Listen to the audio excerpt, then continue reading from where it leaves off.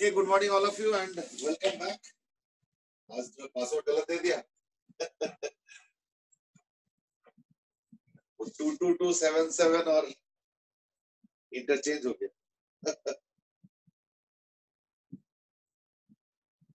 चलो कभी कभार हो जाता है.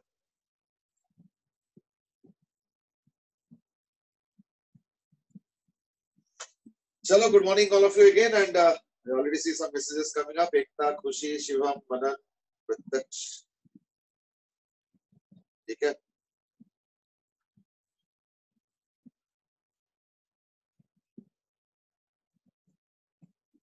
Anshu on the waiting room. चलो तो like we were discussing about magnetic field using Ampere's law. Isn't it? And we have more or less covered the arena. I will just focus on a small part, which is not exactly left, but slightly left, or maybe we can cover it today. That is a cavity. Now,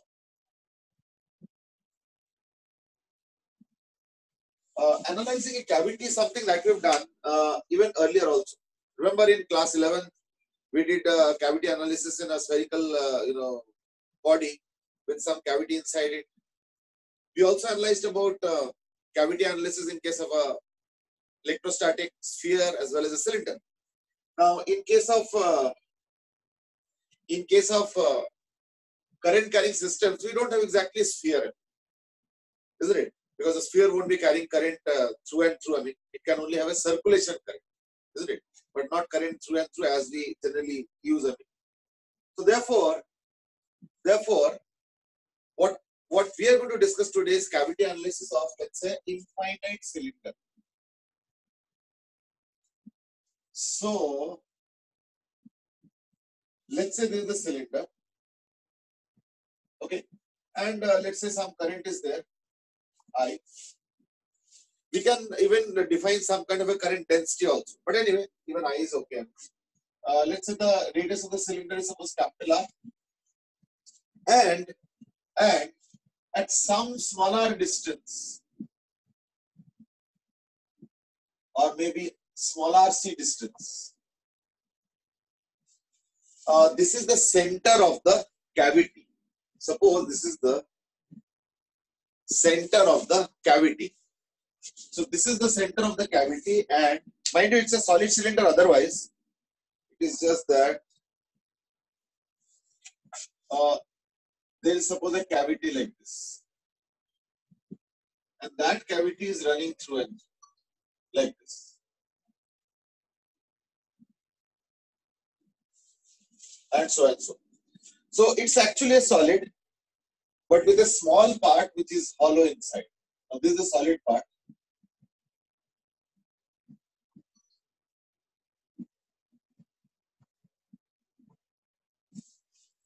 Okay. You have to find out the magnetic field at any point R inside the cavity.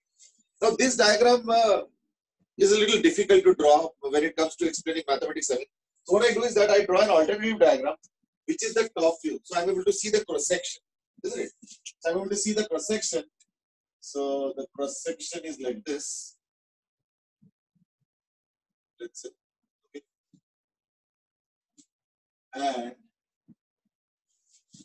And this is suppose RC, and this is the cavity. And let's say I'm interested in finding out the magnetic field here, or maybe let's make the cavity bigger. Otherwise, the figure will become. So figure ही बड़ा कर.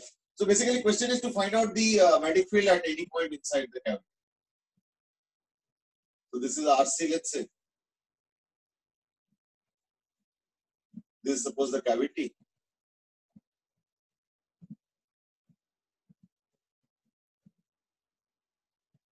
Okay. And this is the point where I'm interested in finding out the magnetic field. Okay. This being the cavity, so what I do is that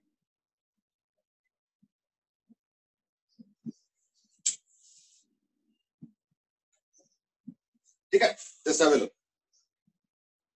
Rohan is asked, is this an infinite cylinder? Yes, it is. It's an infinite cylinder, means the cylinder proceeds like this on either side. Yeah. It's an infinite cylinder. You're right. This is an infinite cylinder. Divya may said that I have sent you some questions. I know. You sent in the night. They have many questions coming up. I mean, so like I'm solving them slowly, few at a time. So many other activities also. Chalo. So let's find out the magnetic field at any point inside the cavity. That's the general question. Okay. Actually, if I look at it like this, suppose I want to find out the magnetic field at this point. Okay, at this point means the line joining here, the point here. Okay. So if this line is proceeded forward and if I want to find the magnetic field there, that point, that means this point, is at the edge of the cavity. So therefore, the influence will be of both. Now, how is the influence of both? Now, let us do one thing. Let us assume that the current of I is flowing through this section. Okay? And then the current through this section will be how much? Now, that will depend on the radius of the cavity. Let's take suppose the radius of the cavity is suppose A. You can take any radius, there is no harm, but let's take it as A only. अगर A होगा, in that case, इसके through current कितना होगा? I dash will be A square by R square into I. Why? Because through a small section, the current will be what? Proportional to the area of that section. अब area बोलते क्या होगा? Pi A square. तो इसके जो current बनेगा, वो है pi A square into I by pi R square. तो pi cancel होके I A square by R square is the current through this. Now, what I'm doing is that in this case, I'm visualizing. In this case, I'm visualizing the cavity. I'm visualizing the cavity as carrying equal and opposite currents like this. यानी zero current हो गया. And that's what is a cavity. इसका फायदा समझो. फायदा ये हो गया कि ये जो पूरा I current है, ठीक है, ये जो पूरा I current है, उसी current density का suppose मैंने cavity निकाला. बस इसके दो तरह से इंटरप्रेट कर सकते हैं. काम करें. इसको ना I के टर्म्स में लिखोगे तो एक दिक्कत है. तो एक काम करो J के टर्म्स में लिखो. That is better है. तो I dash को मैं लिख दूंगा. ये better है. In terms of J. And I will write the I. So J is suppose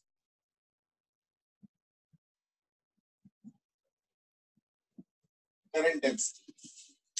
नहीं तो एक दिक्कत क्या आता है कि वो फिर उसमें से एरिया माइनस करके फिर वो निकालो and all. I think let's talk in terms of current density, that's easier. तो लाइक ये हो जाएगा I dash is equal to pi A square इसका एरिया into J. और जो रिमेनिंग पार्ट का उसका करंट डेंसिटी तो J है, ठीक है ना. So therefore I can imagine as if there is a full current I of pi R square J in a certain direction. अब वो चाहे ऐसे हो चाहे ऐसे हो. और उल्टे डायरेक्शन का current I dash through this cavity. तो उससे क्या होता है, कैविटी के अंदर दो करंट डेंसिटी काम कर रहा है, एक इधर का तरफ एक इधर की तरफ, यानी नेट जीरो हो. So that's the way to understand the cavity. अब मैं काम करता हूं, मैं सपोज ये वाला पॉइंट लेता हूं जानबूझ के, जो कि इसी लाइन के आगे के पॉइंट. तो ये जो पॉइंट है यहाँ पे मैग्नेटिक फील्ड ऑपोजिट डायरेक्शन में काम कर रहे होंगे. कौन सा magnetic field? One is because of the entire solid cylinder inside point and the other is ये जो छोटे सिलेंडर उसके ठीक सरफेस वाला पॉइंट. तो यानी अगर मान लो इस पॉइंट का कुछ नाम दे दूं, लेट्स से क्यू नाम दे देता हूं. चलो इसका नाम तो मैं दे देता हूं सपोज पी, इसका नाम क्यू. यानी B at Q will be due to B I and B due to I dash. ठीक है ना, इन वेक्टर फॉर्म. या इसको लिख दो, अगर मैग्नीट्यूड निकालना चाहते हो तो B minus B I dash, वो भी चलेगा अगर से मैग्नीट्यूड में इंटरेस्ट हो. अगर वेक्टर फॉर्म में लिखना है तब तो वेक्टर वेक्टर करते तो कोई दिक्कत नहीं. बट हमें पता है कि बड़े वाले सिलेंडर की वजह से जो बी का कंट्रीब्यूशन होगा और जो छोटे वाले सिलेंडर की वजह से बी का कंट्रीब्यूशन होगा, उनके डायरेक्शन ऑपोजिट होगा क्योंकि करंट का direction opposite. That's something that we know. So I am utilizing that actually.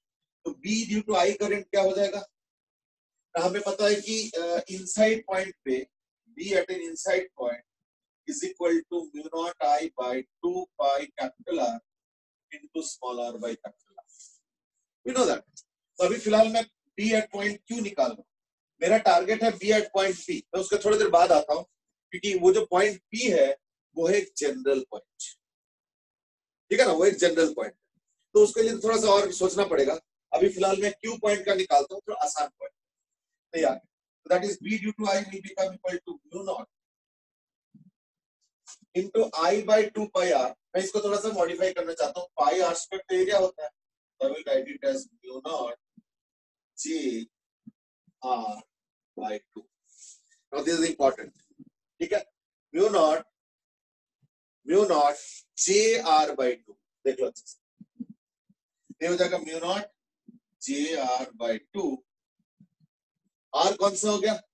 R की जगह लिखेंगे क्या ना, अगर मान लो RC है तो RC प्लस है बाई 2. ठीक है, और दूसरा वाला क्या होगा? माइनस, क्या रेडियस है उसका? A, यानी minus mu naught J A by 2.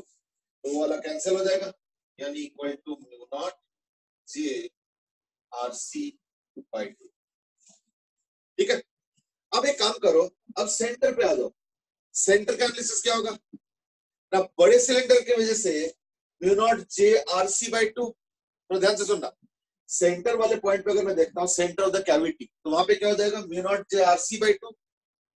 लेकिन क्योंकि वो point centre of the cavity वाला सिलेंडर है, इसलिए जो माइनस J वाला जो करंट है, यानी जो उल्टे डायरेक्शन का J वाला करंट है, उसका कोई कंट्रीब्यूशन नहीं होगा, कि सेंटर पे कंट्रीब्यूशन 0 होगा.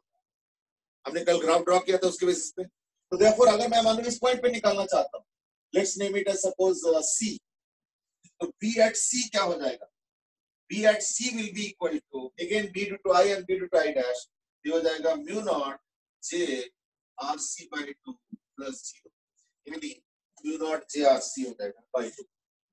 यानी इस पॉइंट पे mu naught J RC by 2 और इस पॉइंट पे भी mu naught J RC by 2 है. यानी एक हिंट पहले से हमें मिल गया कि हाँ कैविटी के अंदर लगता है मैग्नेटिक फील्ड सेम.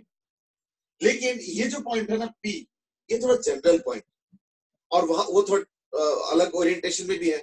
इसके लिए मुझे क्या करना पड़ेगा ना, मुझे थोड़ा सा एक्सप्रेशन को मॉडिफाई करना पड़ेगा. Let me tell you how to do it.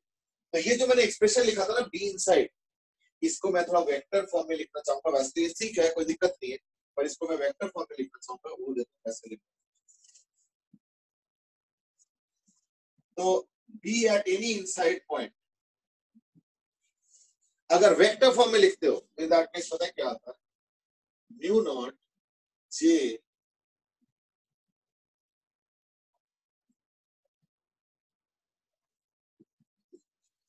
Cross R by 2 ये आएगा. ठीक है ना. एक्चुअली देखो क्या हो रहा है, यहाँ पे अगर मैग्नेटिक फील्ड देखते हो किसी भी पॉइंट पे तो कैसे आता है? ऐसे वाला. तो ये J हो गया, ये R हो गया, तो J क्रॉस R बाई 2. तो उसी तरीके से वो सर्कल में बनता है. ठीक है ना. तो ये magnetic field inside a solid cylinder will be given by this formula mu naught J cross R. J क्या है? Current density vector. और R क्या है? लेकिन R के बारे में ध्यान रखना, R is the perpendicular vector of the point from axis of cylinder. ये ध्यान रखना. R is not just any point. R जो मर्जी नहीं चलेगा. R क्या होगा? perpendicular line from the axis of the cylinder. वो R होगा, जो मर्जी नहीं है, ये ध्यान रखना. ठीक है ना.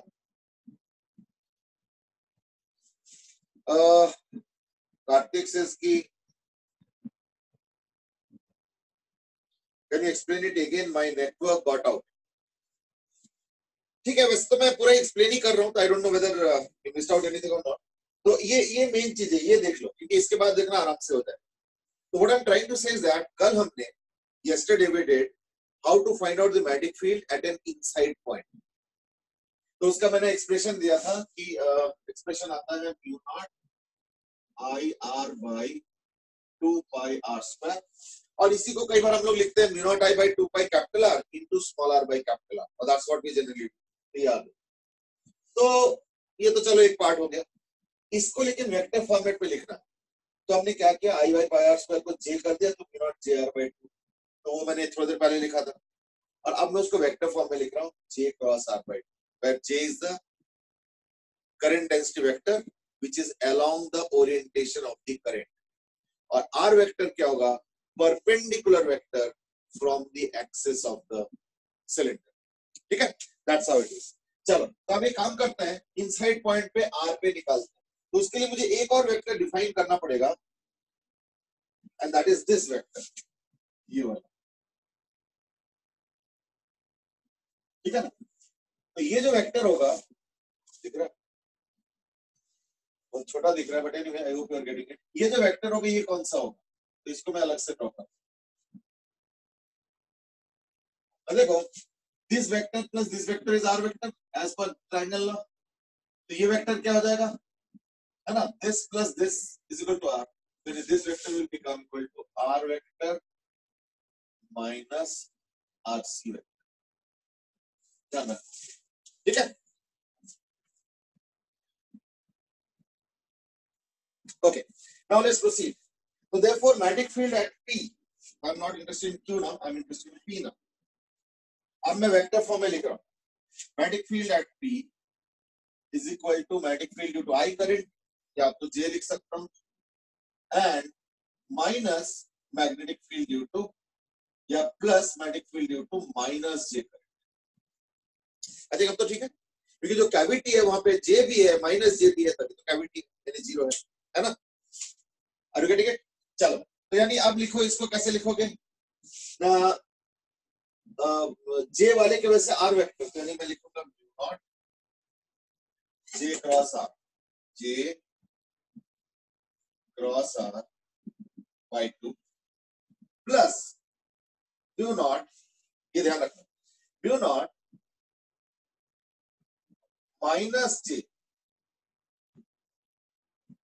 है ना, क्योंकि कैविटी के अंदर उल्टा करंट की वजह से जो इन्फ्लुएंस है तो वो निकाल, और ये जो पॉइंट है ये कैविटी के लिए भी इनसाइड पॉइंट है, तो उसके लिए अलग से निकालूंगा। तो उसके लिए कौन सा वेक्टर यूज करूंगा, ये वाला, और वो कौन सा, आर माइनस आर सी, तो into R minus R C by 2। Just have it.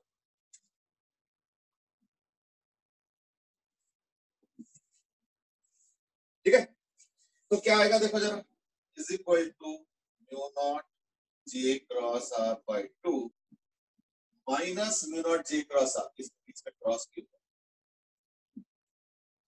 ठीक है ना, minus of mu naught J cross R by 2 plus mu naught J cross R C by 2, यानी जो नेट रिजल्ट आ गया वो आ गया mu not bye 2 into J cross R सी, ये हो गया magnetic field eight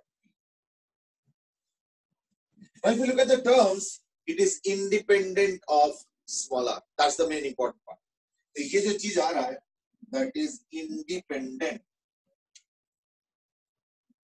of small r, which means you take the small r here, here, here, here, here, here, जहां मर्जी ले लो, उससे कोई मतलब नहीं है, उसको मतलब है सिर्फ RC से। RC क्या है, it is the vector from the axis to the center of the cavity। तो वो तो एक फिक्स चीज है, वो तो मतलब बार बार थोड़ी बदलेगा, वो तो कैविटी जो है सो है, तो therefore RC is a fixed vector and therefore it is independent of R, यानी क्या होगा, B is therefore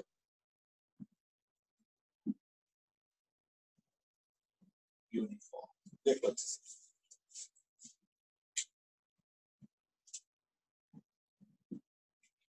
ठीक है, Karthik, is that okay now? Karthik, please have a look and then see if there is some issue in this, because you had sent a message कि कुछ network issues था, तो you have to log in later। Okay fine, चलो ठीक है, good। Divyam has asked a very important question and that is हमारे summer vacations होंगे क्या? तो आई थिंक सर तुम लोगों के बैच में किसी ने कमेंट किया था ना कि समर वेकेशन तो चल रहा है क्यों, घर में ही तो बैठे हैं, but then you might say नहीं क्लासेस तो चल रहा है और ये कौन सा समर वेकेशन है. तो answer is that first of all to be on the serious side is that जो मैंने सुना है is that classes will happen till June 15. तो यानी अभी 10 और 25, so that's like 35 days are still left. ठीक है ना? Sorry, 25 days are still left. So therefore that is one part. और दूसरी बात ये कि जैसे जुलाई में हाफ ईयरली होता है वैसे इसमें भी हाफ ईयरली होगा. ठीक है. अब उसका फॉर्मेट वगैरह क्या होगा I don't know. That is now something that is still to be decided. But yes half yearly भी होगा और वो जुलाई में होगा और सिलेबस होगा till whatever we complete till around maybe 5th to 10th June तक मान लो जितना हो पाए. So that will be your basis for half yearly exams. ठीक है ना? तो ये सब चीजें हैं. So like things are all planned. Okay, Dhruv has asked. अब अक्षित बोल रहे बस 15 दिन का छुट्टी. ध्रुव भी बोल रहे हैं कि छुट्टियां कितने लंबे होंगे. नहीं जय अभी एलन का कुछ इन्फॉर्मेशन नहीं है. इनफैक्ट एलन वाले खुद परेशान है. वो इसलिए क्योंकि एलन के सारे स्टूडेंट्स चले गए वापस घर. So they had almost I think 60-70,000 students. 6,000 7,000 या 60,000 7,000 जो भी है. तो उतने स्टूडेंट्स थे उनके और अब तो सब लोगों ने बसेस भेज के सब स्टूडेंट्स मंगवा लिए. So even they are also little this thing कि अभी क्या करें हम लोग कैसे करेंगे. तो they have also started online classes very recently. I think some of you might be knowing that. तो अभी देखते हैं. अभी कुछ नोटिफिकेशन आया नहीं but in any case every year it starts in July. तो it's still there time. I mean तो लाइक देखते हैं. इसलिए मैंने पूछा तो था बट उनको भी पता नहीं था. ही वाज ओनली सेइंग कि they are in contact and as soon as developments will take place definitely will be inform. But even LN वाले भी बहुत परेशान है क्योंकि उनके सारे सेंटर्स खाली हैं. उनके तो बड़े बड़े बिल्डिंग है. 12 14 फ्लोर के बिल्डिंग्स है और उसमें क्लासेस होते थे. एक फ्लोर पे 4 5 क्लासेस होते हैं. बड़े बड़े क्लासरूम्स की. They had made special buildings of 14th floor, 15th floor, and so on, and they are all empty now. तो उनके भी बड़े परेशानी के दिन चल रहे हैं, है ना? अब वो क्या कर सकते हैं. ठीक है ना? अप्रैल 19 तक तो एलन अपने आप में पेपर्स डालता था. अब बंद हो गया. हाँ वो तो मैं कह रहा हूँ ना 12th के जो पेपर्स होता है that every year they start in July only. तो therefore जुलाई में ही शायद स्टार्ट होगा और क्या एग्जैक्टली उसका वो रहेगा that I am not sure. तो like maybe even I have to wait and see what exactly the developments are. ठीक है ना? तो let's see what exactly happens. ठीक है. एक लास्ट वो कर लेते हैं दैट इज अप्रैल 19 तक. तो अच्छा हाँ वही जो अक्षित का ही कमेंट आया है भाई. चलो so like let's I hope this is understood. I mean, in that case अगर आ गया तो in that case देखो जरा कुछ मिटा दूंगा तो फिर लिखना पड़ेगा. I hope this is okay now. अच्छा इसमें जो important message था वो देख लो. ये पार्ट ध्यान रखना. ये पार्ट नोट कर लो. ये पार्ट नोट कर लो. ठीक है ना? ये important है. बाकी तो क्वेश्चन है. चलो ठीक है. That's okay. That you must have understood. ठीक है. चलो so that was about your cavity analysis.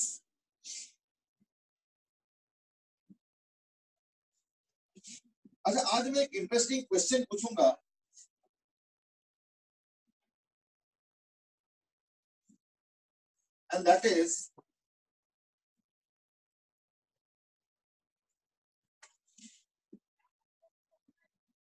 and that is what is 1 ampere? So I'm asking a question. What is 1 ampere? How will you define? Let me see. What is 1 ampere? You might say क्या हो गया. आप तो पीछे ले गए लगता है. क्लास 10th में ले गए लगता है. ये सब तो एम्पियर तो हम क्लास 10th में पढ़े थे कि दिस इज करंट, उसका unit ampere and so on. Okay एक आंसर आ गया 1 कूलम पर सेकेंड. चलो ठीक है. Suppose let's accept this definition right now. एक डेफिनेशन आया हुआ है and that is suppose let's accept the definition as 1 coulomb per second. यानी 1 एम्पियर वो करंट है. थोड़ा ध्यान से सुनना. 1 एम्पियर वो करंट है जिसके में 1 coulomb passes through a section in 1 second. Now I have a counter question. Where else is कि ये current है? नहीं वो तो obvious है. मैं तो 1 ampere का definition पूछ रहा. अब एक प्रॉब्लम समझो practical is that how will I know, तो ध्यान से सुनना क्वेश्चन, ये साइंटिफिक चीजें ना इतना कैजुअली मत लो। हाउ डू आई नो कि इस तार में से 1 सेकेंड के अंदर अब 1 कूलम जा चुका है, तो देयरफॉर मैं इसको 1 एम्पियर कह सकता हूं। How will I know, what is the answer? Yeah, Manan has given कि when 1 coulomb passes through this thing in 1 second, तो वही चीज शॉर्ट में ध्रुव ने भी बताया, वेरल ने तो सिर्फ बताया कि वे करंट है, बट ध्रुव ने भी बताया। तो लाइक दीज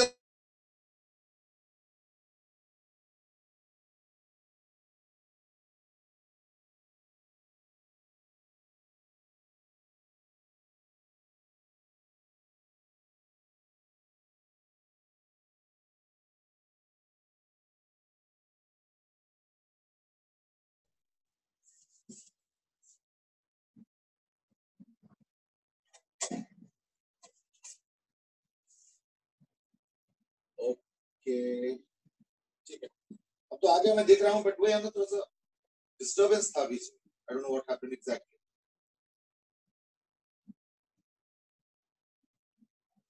हाँ, तो 1 एम्पियर वाज द क्वेश्चन। इन्होंने पता है क्या हुआ, इसके पहले के जो चैट मैसेजेस थे वो भी गायब हो गए। आई don't know whether it he logged in और व्हाट। चलो देखते हैं। हाँ, रोहन मुझे लगता है बीच में गूगल सर्च भी कर लिया होगा। ठीक है, okay, anyway, let me point out the practical problem and then I will tell you the solution. The thing is that practical problem पता है क्या है कि if you ask me what is the definition, it is 1 coulomb per second, no issues. उसमें कोई गलती नहीं है, लेकिन वो बड़ा impractical है। Impractical इसलिए क्योंकि एक तार में से इस वक्त 1 coulomb चार्ज फ्लो करके चला गया। How will I know? We cannot know. Now there are more coming up. खुशी से कि amount of current that flows through when 1 volt is there and 1 resistance is there, 1 ohm का resistance है। चलो ठीक है, मैं मना नहीं कर रहा हूँ, but that is little getting to indirect. ठीक है, नॉट बैड। एक्चुअली ना एक ना क्वांटिटीज में हायरार्की है। क्वांटिटीज में हायरार्की ये है कि हम एक लोअर वाले क्वांटिटी को हायर के टर्म्स में डिफाइन नहीं करेंगे। समझ रहे हो ना? एक लोअर वाला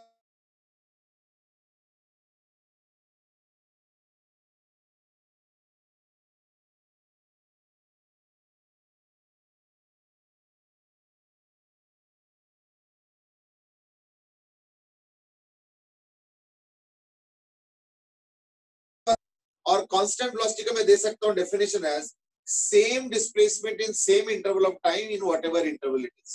ठीक है ना? तो same displacement in same interval of time, ये भी कांस्टेंट वेलोसिटी हो गया, और एक्सेलरेशन 0, ये भी कांस्टेंट वेलोसिटी है। लेकिन जब डेफिनेशन आएगा ना, तो उसमें एक हायरार्की है कि सबसे नीचे आता है डिस्प्लेसमेंट, फिर आता है वेलोसिटी, फिर आता है एक्सेलरेशन। तो कांस्टेंट वेलोसिटी हो कुछ भी वेलोसिटी के टर्म्स में अगर कुछ डिफाइन करना होगा तो उसके लोअर वाले क्वांटिटी से डिफाइन करूंगा रादर देन हायर वाला। समझ में ना? सो that is a little kind of you can say general trend, general trend. ठीक है ना? इसलिए करंट का जो definition, I am talking definition proper, वो जो है जिस तरीके से बता रहे हो कई लोग कि कूलम्ब एंड ऑल, वो सब रेजिस्टेंस और वो सब वोल्टेज एंड ऑल, वो नहीं दिया जाता। क्या दिया जाता है वो देखो। करंट का डेफिनेशन दिया जाता है इस तरीके से दैट वन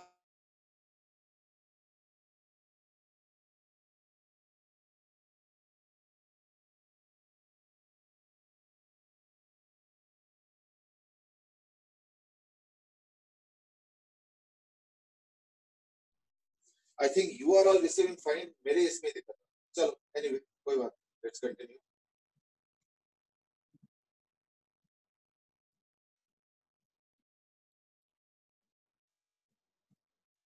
ठीक है ना? हाँ, तो जो मैं कह रहा था इस दैट ये जो दो करंट्स है, सपोज इनको आर डिस्टेंस दूर सेपरेट कर, ठीक है? अब इनके बीच में अट्रैक्शन फोर्स होगा कैसे? अब मैं काम करता हूं, मैं इसके एल लेंथ चॉक आउट कर लेता हूं, एल। तो question is find force on L length of wire in current I2.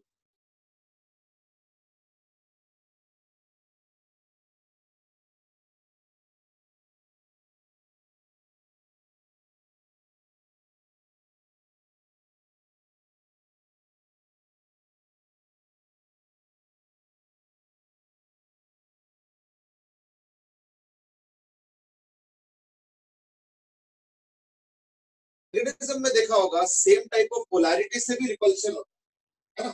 Now these are things that we know. अब ग्रेविटेशन में ऐसे नहीं होता है. ग्रेविटेशन में सेम टाइप ऑफ मास यानी पॉजिटिव पॉजिटिव मास उसमें अट्रैक्शन होता है. Are you getting the point? कई साइंटिस्टों का ये मानना है कि ये जो तीन है इसके अलावा एक चौथा भी है और वो है करंट.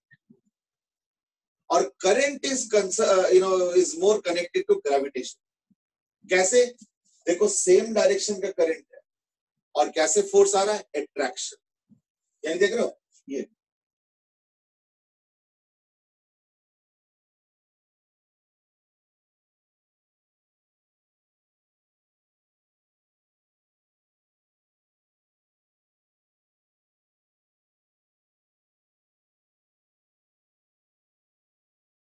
लगेगा है ना. ये देखो I L cross B, B dot है तो एल क्रॉस बी. देखो फोर्स ऐसे, यानी इस पे फोर्स इधर लग रहा है, इस पे फोर्स इधर लग रहा है. सो देयरफॉर सेम डायरेक्शन या सेम टाइप ऑफ करंट अगर आता है तो इन दैट केस अट्रैक्शन हो रहा है. तो यानी अगर मैं मैग्नेटिज्म सॉरी इलेक्ट्रोस्टैटिक्स देखता हूं, मैग्नेटिक फेनोमेना देखता हूं, ग्रेविटेशनल फेनोमेना देखता हूं, और अगर करंट के बीच में अगर अट्रैक्शन रिपल्शन का फेनोमेना देखता हूं तो इन दैट केस जो मुझे मिल रहा है वो ये है कि इलेक्ट्रोस्टैटिक्स और मैग्नेटिज्म एक जैसे है. क्योंकि वहां पे सेम टाइप का चार्ज होता है तो रिपल्शन, सेम टाइप का पोल होता है तो रिपल्शन. यहाँ ग्रेविटेशन में सेम टाइप का मास होता है अट्रैक्शन, और यहाँ पे सेम टाइप का करंट है तो भी attraction. So that completes actually what a pair of pairs. ठीक है ना, पेयर ऑफ पेयर्स. तो साइंटिस्टों का मानना है कि इसमें कहीं ना कहीं कोई सिमेट्री है और शायद कभी हो सकता है कि जब हम सारे फोर्सेस को जोड़ेंगे और उसको एक जैसे मानेंगे तो these few things might play an important role. But anyway, that's something little futuristic. Let's leave that aside. Let's come back to the definition of 1 ampere. अब साइंटिस्टों ने पता कैसे डेफिनेशन किया 1 एम्पियर का, कि उन्होंने बोला 1 ampere is that current which when flows through two parallel conductors, which when flows through two parallel conductors has an attraction force of mu naught by, ठीक है ना, ये तो 2 पाई आ रहा है तो मैं इसको कर देता हूं 4 पाई आर, है ना, 4 पाई और इसको ट्वाइस. ठीक है, तो ये फोर्स आ गया. So 1 ampere is that current which when flowing in two different wires separated by 1 meter, या R को 1 मीटर कर दो, per unit length, मैं पहले लिख देता हूँ force when separated by 1 ampere, sorry 1 meter per unit length. तो L को भी 1 कर दिया, इसको भी 1 कर दिया, इसको भी 1 कर दिया, इसको भी 1 कर दिया, तो क्या बचा 2 mu naught by 4 pi, है ना. तो leads to force per unit length is equal to 2 into,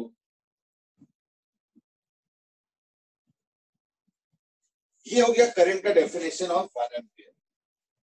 ठीक है ना. तो 1 एम्पियर क्या हो गया फिर?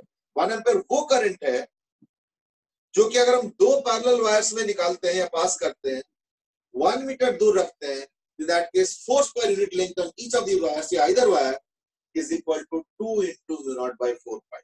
That is the force. और mu naught by 4 pi का तो मालूम नहीं है डेफिनेशन, मतलब 10 to the power -7 है. फिर 2 into 10 to the power -7 ampere अगर सॉरी इतना न्यूटन अगर फोर्स होता है तो then that current will be called as 1 ampere. Now that's how 1 ampere has been defined. ठीक है ना.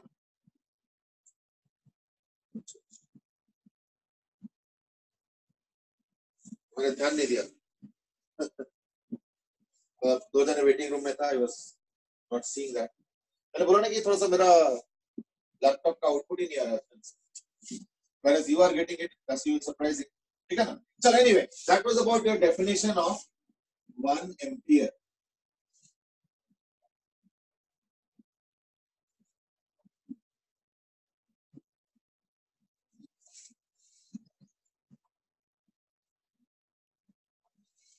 Okay, let's इसी मे बी क्वेश्चन पे थोड़ा कंटिन्यू कर लेते हैं. सपोज मैं कहता हूं कि मैंने एक फोर्स मैंने एक वायर रखा है, infinite wire with current I1, infinite wire, ठीक है, ऑन एक्स एक्सिस, तो this wire is on X axis, और दूसरा वायर है on Y axis with current in the Y direction, लेकिन ये जो वायर है that is parallel to Y axis, ठीक है ना, parallel to Y axis, passing through 0 0 R, ठीक है. The question is find the force of interaction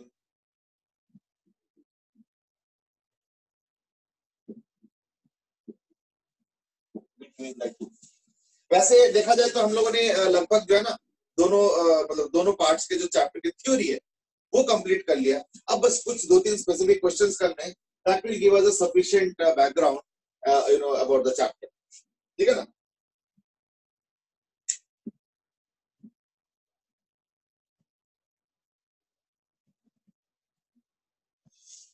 Divam, actually what I had done was that I had just given the definition of 1 ampere current.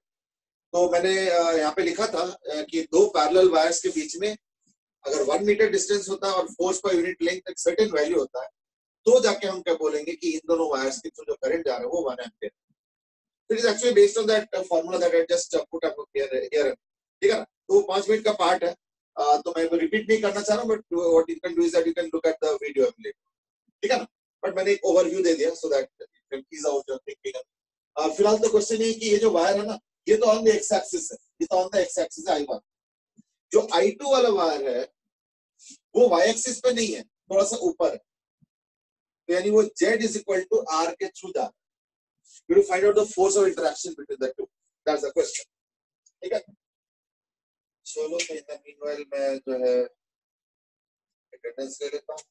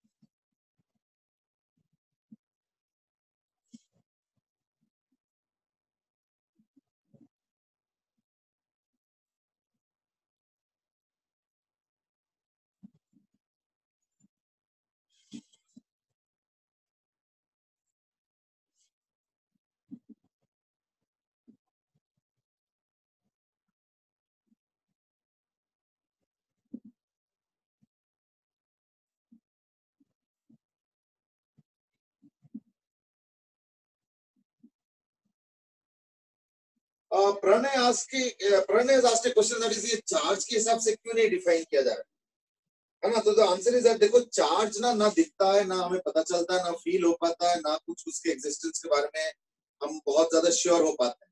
और अगर existence के बारे में sure हो भी जाए तो इन दैट केस हम ये भी श्योर नहीं हो पाते कि उसमें अमाउंट कितना है. तो देखो charge is little difficult to quantify.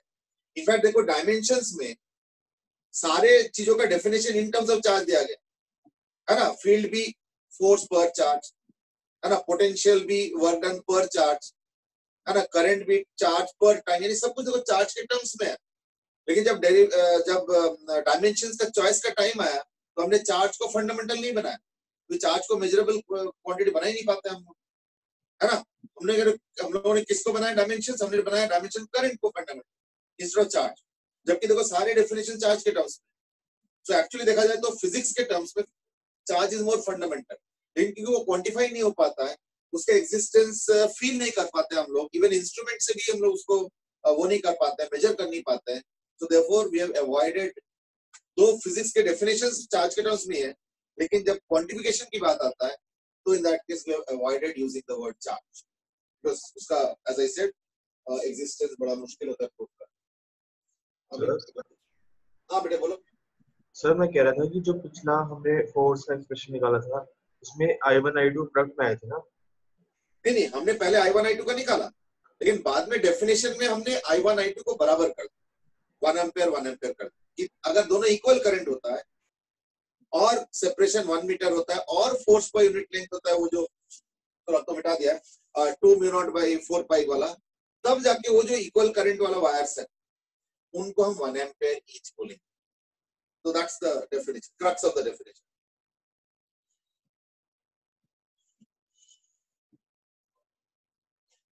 एक आध दो जने एब्सेंट होते हैं ना तो मुझे ढूंढने में टाइम लग जाता है कौन नहीं है अभी। चलो मैंने क्वेश्चन दिया हुआ, in the meanwhile question try करो, I get an opportunity to mark the attendance.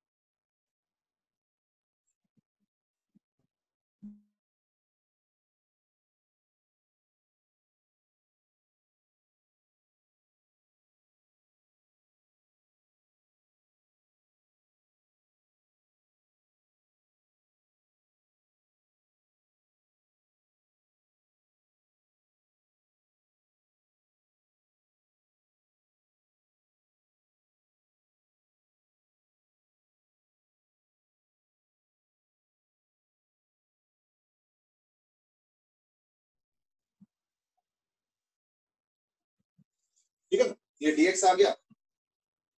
अब रिपीटेडली ना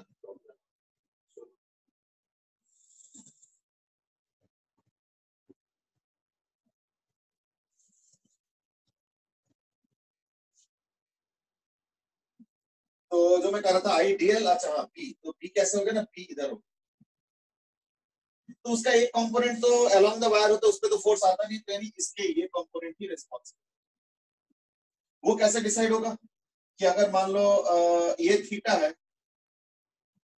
ये 90 माइनस थीटा, ये थीटा, ये 90 माइनस थीटा, ये हो गया मान लो डीबी, नहीं सॉरी ये तो बी होगा,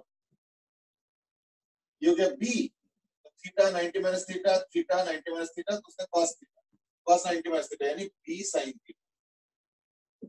यानी इस पे जो फोर्स आएगा वो आएगा आई टी एल, है ना, क्रॉस बी, ऐसे, यानी जेड एक्सिस के अलोंग फोर्स आ जाएगा।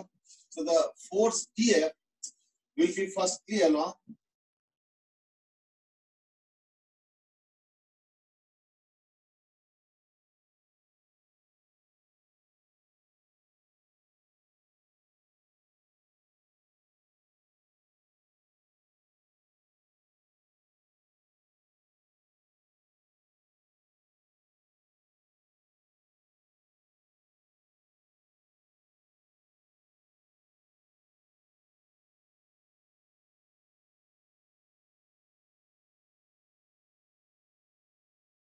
by r, that's up to you, ठीक है, like you can also write tan theta as x by r,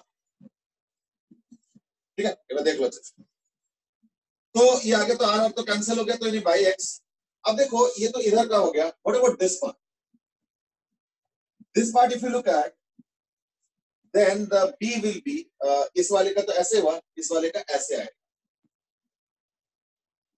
यानी एक फोर्स इधर आएगा मैग्नेटिक फील्ड और एक इधर, इसका तो कुछ होगा नहीं, इसका होगा, कैसे होगा, आई डी एल, है ना, डी एल क्रॉस बी, यानी फोर्स ऐसे आ रहा है, यानी फोर्स तो हो जाएगा कैंसिल, है ना, फोर्स हो जाएगा कैंसिल, लेकिन क्या होगा, टॉर्क आ जाएगा, है या नहीं, तो क्या होगा ना, टॉर्क आ जाएगा। So the force in this case will become what? A 0, but there will be torque.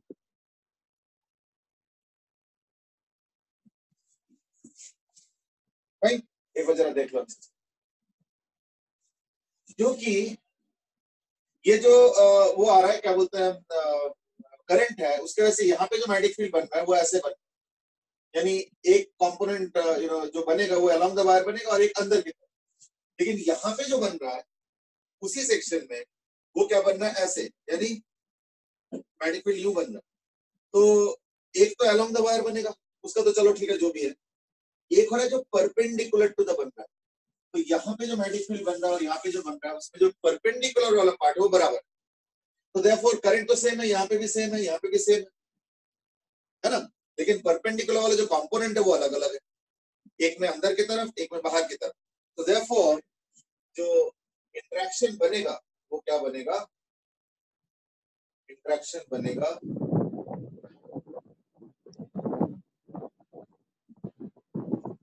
जो इंटरेक्शन बनेगा है ना, उसका ये बन रहा है कि like no force of interaction but if there will be torque. ठीक है, बट हाँ अगर तुमको सपोज निकालना है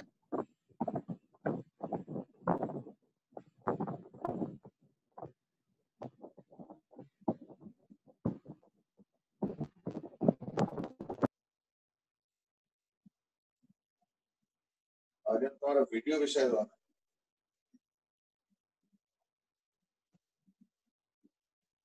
है, यानी क्या हो गया, there will be opposite direction interaction force, यानी फोर्स तो नहीं बनेगा लेकिन यस टॉर्क बनेगा। ठीक है ना। सो that is the idea of torque in this particular case. तो देख लो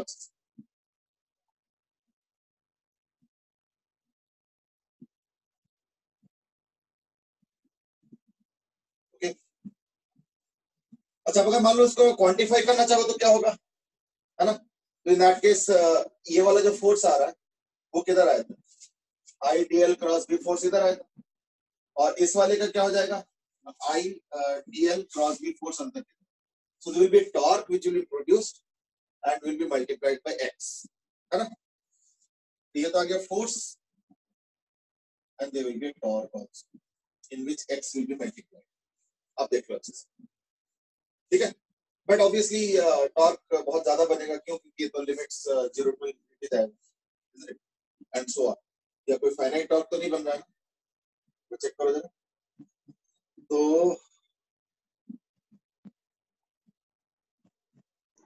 ये बनेगा perpendicular theta 90 minus theta, theta 90 minus theta b cos। ठीक है, फाइनाइट तो सर साइन थीटा आपने मतलब गलत जगह नहीं लिखा, ऊपर नहीं आना चाहिए था। यस सर, ऊपर आएगा। तो साइन थीटा कॉस थीटा बन जाएगा ऊपर जाके। ओ अच्छा, ऐसे हो रहा है क्या, ओहो फिर तो एक्सप्रेशन ही गलत आ गया ना। एक सेकंड, फिर इसको मैं हटा दूं। ये जो बन रहा है वो बन रहा है mu not I by 2 pi R, है ना। आर तो ये आ गया, अच्छा अच्छा, हाँ साइन थीटा तो यहाँ बने, दिस इज साइन थीटा, ठीक है ना। ठीक है, ठीक, एग्री। तो ये आ गया, यानी आ गया mu naught I1 I2 by 2 pi R, है ना, into sine theta cos theta, cos theta, और ये dx है और इनटू x भी आएगा अगर टॉर्क निकालना होगा तो, है ना। तो मैं x को तो लिखूंगा as what, x equal to r tan theta, है ना। तो this will become equal to, अगर मुझे टॉर्क निकालना होगा तो इनटू dx है, तो x को r tan थीटा लिखूंगा, तो यानी नेट टॉर्क बन रहा है naught I1 I2 by 2 pi r into x तो हो गया r tan थीटा, तो यानी r tan theta into sine theta cos theta, ठीक है, इनटू dx हो गया r sec square theta d theta, भाई। और अगर मैं यहाँ से मतलब टॉर्क तो डबल कर सकता हूँ, तो लेकिन यहाँ से थीटा 0 टू पाई बाय 2 का डबल हो, यानी 0 टू अब इसमें एक्सप्रेशन क्या बन रहा है ना, साइन स्क्वायर थीटा, एक कॉस थीटा कैंसिल हो गया, साइन स्क्वायर थीटा और ये हो गया tan स्क्वायर थीटा बन रहा है, यानी 2 to पाई बाई 2, ये भी इनफाइनाइट ही आ रहा है मेरे ख्याल से इंटीग्रेट करके, है ना, क्योंकि जो बचेगा वो है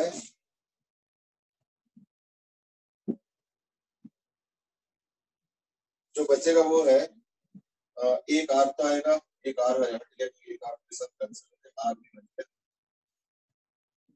sine theta sine square theta cos theta cancel हो गया, sine square theta by cos square theta, यानी tan स्क्वायर थीटा, है ना, tan square theta d theta. तो अगर मान लो ये वाला वायर अगर इनफाइनाइट नहीं होता तो इन दैट केस एक वैल्यू भी आ जाता, कि tan स्क्वायर थीटा तो इंटीग्रेबल है, ठीक है ना, लेकिन अगर मान लो तुमको पूरे इंफिनिटी तक करना होगा तो फिर infinite torque, but if there is a finite wire there will be finite, है ना, और फाइनाइट वायर होगा it will lead to a finite, क्योंकि मैं tan स्क्वायर थीटा को लिख सकता हूँ sec स्क्वायर थीटा -1, है ना, तो एक tan थीटा वहां से आएगा और -1 का भी इंटीग्रेशन हो जाएगा, so this will become integrable only if let's say if it is a finite wire, if there is a finite wire there will be a finite term, ठीक है ना, तो शायद मेरे ख्याल से क्वेश्चन finite wire का मैं हटा देता हूँ, suppose it is a finite wire of certain length, तो in that case क्या होगा, इसका finite आंसर आएगा tan square theta d theta is the integrable function, ठीक है ना। तो मुझे समाव लग रहा था कि शायद ये क्वेश्चन तो मैंने अभी बनाया, तो मुझे लगा था शायद इनफाइनाइट में भी शायद फाइनाइट टॉर्क बन रहा है, बट वो नहीं बन रहा है, मेरा असेसमेंट गलत था, यानी अगर फाइनाइट वायर रखेंगे तो इन दैट केस क्या होगा, फाइनाइट टॉर्क है, इसका ये तो इंटीग्रेबल फंक्शन है या नहीं, regarding what I am saying, देख लो पूरा एक्सप्रेशन। इन द मीनवाइल ठीक है, वो साइन थीटा मैंने गलत लिखा था, साइन थीटा ऊपर होगा। In the meanwhile there are one और two questions and that is एक तो इंटीग्रेशन को एक्सप्लेन करने के लिए क्वेश्चन आया, तो मैंने कर दिया एक बार दोबारा। दूसरा रोहन ने बोला कि हाँ चलो वो तो साइन थीटा भी हो गया। अक्षित has asked कि फोर्स 0 क्यों हो गया, एंड ध्रुव has asked कि is it a couple torque, हाँ बिल्कुल दिस इज आल्सो कपल, क्योंकि इसके ऊपर जो फोर्स आ रहा है वो इधर आ रहा है और इसके ऊपर जो फोर्स आ रहा है वो इधर आ रहा है, ठीक है ना, दैट इज आल्सो कपल। इसलिए मैंने क्या किया है, इनटू एक्स किया है यहाँ पे टॉर्क के लिए, फोर्स के साथ एक्स किया टॉर्क के लिए, और फिर उसको डबल भी कर दिया, है ना, क्यों, क्योंकि ये एक्स डिस्टेंस ये भी एक्स डिस्टेंस और दोनों फोर्स इक्वल एंड अपोजिट है ना, इसलिए डबल कर दिया, तो इसके कपल का ही टॉर्क है। और अगर एक फाइनाइट वायर लोगे तो दैट केस टॉर्क भी फाइनाइट ही आएगा, फाइन, लेकिन हाँ टॉर्क आएगा। जबकि फोर्स में क्या हो रहा है, फोर्स में ये हो रहा है कि क्योंकि ऐसे एक फोर्स मैग्नेटिक फील्ड बन रहा है जिसकी वजह से फोर्स इस तरह बन रहा है और एक का इस तरह बन रहा है, तो वो फोर्स इक्वल एंड ऑपोजिट होके कैंसिल हो गया, means what, it's a couple. तो net force 0 and net torque is finite if it's a finite wire. Now that's the conclusion. अब फटाफट देख लो और कोई क्वेश्चन है तो, otherwise we will stop here only. Sir second step में x कैसे आया? एक्स मैंने वो निकाला ना, टॉर्क अबाउट द सेंटर, क्योंकि ये जो फोर्स है वो इस तरफ आ रहा है, इसका फोर्स उस तरफ आ रहा है, तो सेंटर का वो टॉर्क लिया। ये फोर्स का एक्सप्रेशन अगर x को हटा दूं तो जो बन रहा है वो है फोर्स का expression on this small section dx, into x कर दिया तो टॉर्क आ गया अबाउट द सेंटर, तो ये फोर्स इनटू x कर दिया टॉर्क, तो यहाँ पे x मल्टीप्लाई, वो कहीं भी मल्टीप्लाई कर सकते हो, ठीक है, मतलब ऐसे भी लिख लो चाहो,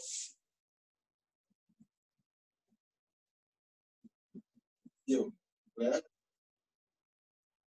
x इक्वल टू, चलो ये भी रख लो, एक ही बात, ठीक है ना, जस्ट हैव अ लुक। हाँ बिल्कुल कपल ही है, तो कपल का तो समझ में आ गया होगा।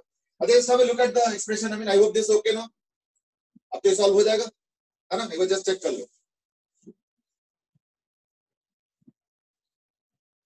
एक्चुअली ये क्वेश्चन जो मैंने अभी तुरंत बनाया ना, मतलब मेरे दिमाग में क्या कर रहा था मैं बता देता हूँ। मुझे समूह एक लग रहा था कि क्योंकि डिस्टेंस बढ़ता जा रहा है और मैग्नेटिक फील्ड काफी कम होता जा रहा है, तो मेरा एक मेंटल असेसमेंट था जो कि मेरा गलत निकला। पर देखो कई बार क्वेश्चन बनाते हुए तो दिमाग चलता है कैसे भी। तो मेरा एक असेसमेंट ये चल रहा था कि क्योंकि हम बहुत दूर जा रहे हैं तो मैग्नेटिक फील्ड काफी घट गया तो फोर्स कम होता जाएगा, तो यानी एक रिड्यूसिंग टॉर्क बन रहा है एलिमेंट वाइज। पर देखो रिड्यूसिंग सीरीज हमेशा फाइनाइट होगा ऐसे कोई जरूरत नहीं, just because the series is slightly reducing तो उसका समेशन फाइनाइट होगा ऐसे कोई जरूरी नहीं। तो मेरा असेसमेंट चल रहा था कि शायद ये फाइनाइट हो, इसलिए मैंने क्वेश्चन जब बनाया तो यहाँ पे मैंने इनफाइनाइट वायर लिखा, because I was just making the question कि क्या क्वेश्चन बन सकता है इसमें, इसलिए मैंने इनफाइनाइट लिखा। फिर बाद में मैंने रियलाइज किया कि नहीं इनफाइनाइट से बनेगा नहीं, क्योंकि टॉर्क फिर इनफाइनाइट होता है ना, क्योंकि अगर मैं इसको इंटीग्रेट करता हूँ टिल थीटा 90 डिग्री तो इनफाइनाइट आ जाएगा, पर अगर मैं फाइनाइट करता हूँ तो दैट केस हो। तो my assessment, the mental assessment that I was doing was not correct, ठीक है ना। As I said I just frame the question, ठीक है ना।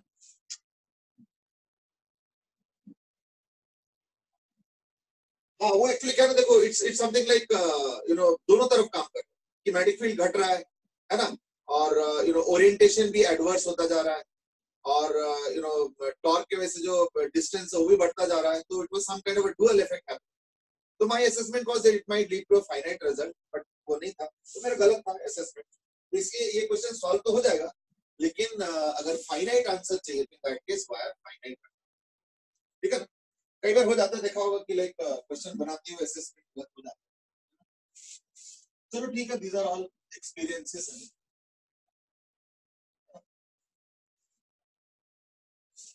Okay now let's move on. ओ तो टाइम कम ही बचा है, तो मैं एक काम करता हूँ, मैं एक और क्वेश्चन दे देता हूँ फोर्स के ऊपर ही, एंड दैट इज सपोज एक करंट कैरिंग वायर है सर्कुलर, ठीक है ना, और उसमें आई करंट है, ठीक है, और एक मैग्नेटिक फील्ड मैंने रख दिया ऐसे डॉट, फाइन, आर रेडियस है, तो find small increase in are, ठीक है ना, मैग्नेटिक फील्ड डॉट है बी है, if Young's modulus is equal to, if y is given, small r is given, ठीक है ना। अब ये स्मॉल आर क्या है, या y तो Young's modulus of the material है, स्मॉल आर क्या है, small R is the very small radius,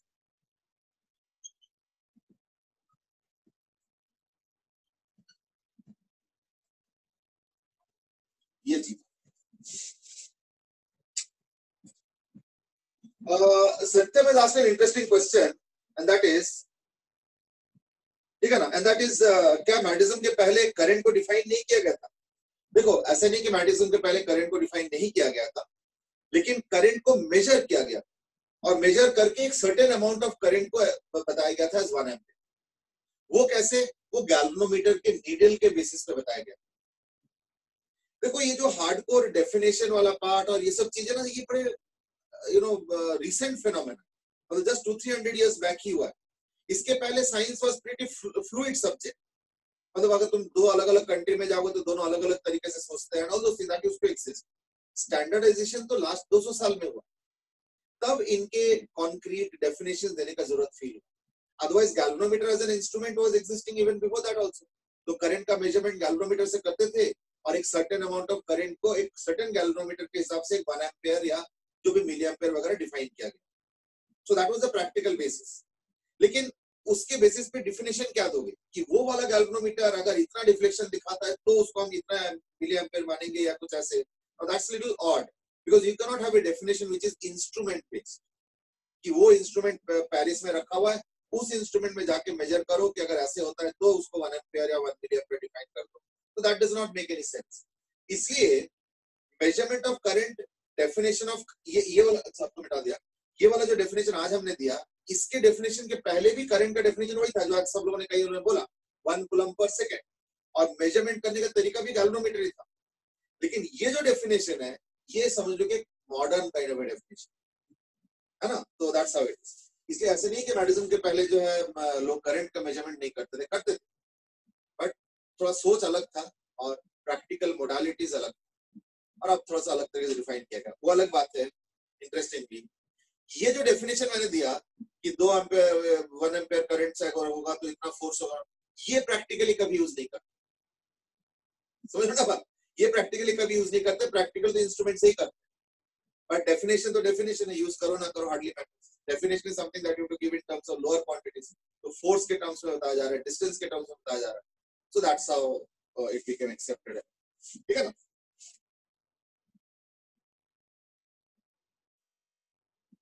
हाँ बिल्कुल, galvanometer is based on a magnet, but the thing is that ये definition बात करती है, that's the point, ठीक है ना?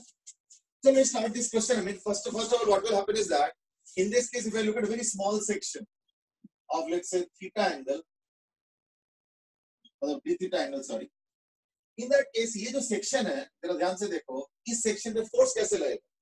ना I dl cross b force बाहर की तरफ है, ये हो गया due to p, due to magnetic field, हो गया? लेकिन अगर मैं इस एलिमेंट को स्टडी करता हूं तो पता कैसे आएगा? ये अगर एलिमेंट हुआ, मैं बड़ा करके दिखा रहा हूं, ये एलिमेंट हो गया लेट्स से डी थीटा, ये हो गया डी। अब क्योंकि ये सर्कल टाइप का है तो इसमें जब फोर्स आएगा वो इसको रोकेगा ऐसे, फोर्स, ये फोर्स, और ये जो दो फोर्स मैंने बनाया इनके जो कंपोनेंट्स बनेंगे वो जरा ध्यान से देखो, इनके कंपोनेंट बनेंगे एक ऐसे टेंजेंशियल और एक ऐसे टेंजेंशियल, ये तो कैंसिल हो जाएंगे, लेकिन इनके जो अंदर वाला कंपोनेंट है ये वाला, ये ऐड हो जाएंगे और यही डीएफ से बचाएगा मुझे डीएफ डी टू पी। तो ये इसका स्ट्रक्चर होगा, इधर ध्यान से देखो, तो अगर ये थीटा होता है या डी थीटा होता है ना, ये अगर डी थीटा हो जाए मान लो ये वाला, तो ये एंगल क्या होगा? D theta by 2। तो फिर इसके साथ और इसका टेंजेंशियल, तो ये एंगल भी क्या होगा? D theta by 2। यानी ये जो अंदर का फोर्स आएगा वो क्या आएगा? F sine D theta by 2 का डबल। डबल क्यों? क्योंकि एक ये वाला भी एक ये वाला भी। Now that's the force that is developing. Muted.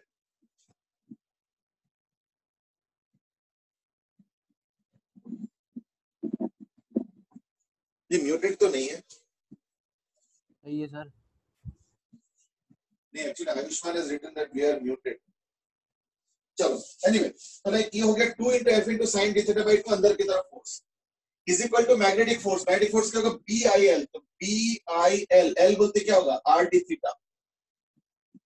यानी जो फोर्स डेवलप होगा ना, ये टेंसाइल फोर्स डेवलप हो रहा है। वो टेंसाइल फोर्स क्या हो गया? 2 कैंसिल, तो sin d theta by 2 can be written as d theta by 2. तो ये 2 कैंसिल, sin d theta और d theta कैंसिल, यानी जो टेंसाइल फोर्स जनरेट हुआ वो हुआ PIR। इससे क्या होगा? चारों तरफ रेडियली आउटवर्ड से एक फोर्स आ रहा है इसके ऊपर, मैग्नेटिक फोर्स है, और उसको काउंटर करने के लिए चारों तरफ से टेंसाइल फोर्स अंदर की तरफ खींचा है, तो वो टेंसाइल फोर्स आ गया। अब मैं काम करता हूं, यंग्स मॉडुलस में पुट करता हूं स्ट्रेस बाय स्ट्रेन। स्ट्रेस तो हो गया force by pi R square और स्ट्रेन हो गया डेल्टा आर बाय आर। यही डेल्टा आर पूछा, find small increase, let's call it as delta R. तो वही स्ट्रेन देगा भाई, अगर रेडियस आर है और अगर मान लो डेल्टा आर बढ़ जाता है तो स्ट्रेन क्या होगा? Delta R by R. तो वही डेल्टा आर बाय आर है ना, तो आर तो ऊपर चला गया, therefore delta R is equal to, या आर ऊपर चला गया पाई आर स्क्वायर नीचे, यानी F R by pi R square by, और एफ की जगह क्या करेंगे? पी आई आर, यानी पी आई आर यानी P I R square by, so that is the increment in the radius. ठीक है, वो देखो, that's the answer. Right? So that ends the question. I mean, just have a look. Strain develop हो रहा है, क्यों? क्योंकि ये जो मैग्नेटिक फोर्स आ रहा है ना, ये चारों तरफ होगा, ऐसे ऐसे ऐसे करके मैग्नेटिक फोर्स। तो ये मैग्नेटिक फोर्स क्या कर रहा है? इस वायर को एक्सटेंड कराने की कोशिश कर रहा है, इसका लेंथ यानी रेडियस बढ़ाने की कोशिश कर रहा है। तो यानी टेंसाइल फोर्स जनरेट हो रहा है पूरे tangentially through out the ring, है ना। तो वो टेंसाइल फोर्स हमने एलिमेंटल एनालिसिस में पहले 11th में भी सीखा है, उससे पहले निकाल लिया और वो फोर्स आ गया, टेंसाइल फोर्स आ गया पीआईआर, और उस टेंसाइल फोर्स के वजह से जो इलॉन्गेशन क्रिएट हो रहा है डेल्टा आर, वो हो गया इस फॉर्मूला से delta R is equal to P I capital R square by pi small r square into Y.